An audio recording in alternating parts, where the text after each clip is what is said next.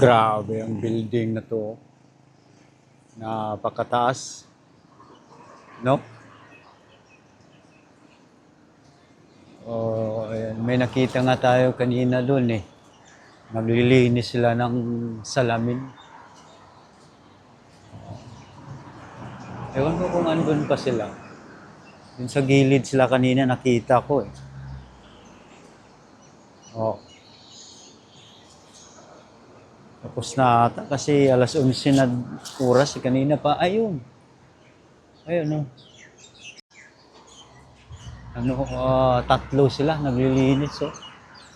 Kita niyo mga kapatid. Yung napakadelikadong trabaho. Ayun, tatlo sila oh.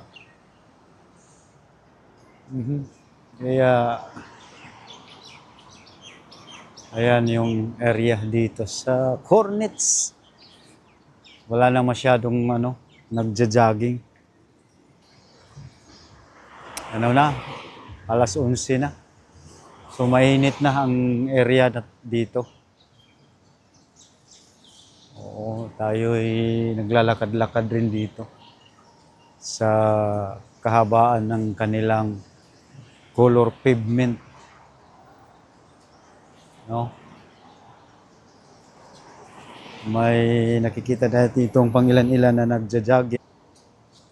Diba? Ayan yung area.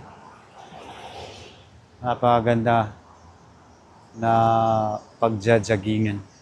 Balik ulit tayo dito. Pangalawang bisita na natin dito sa Cornets na to. Last November ata yun. Pumunta ako rito. Ayan, yung mga lights dun, ilaw na hindi pa pinapailaw kasi maaga pa eh. During Ramadan, maganda tingnan dyan.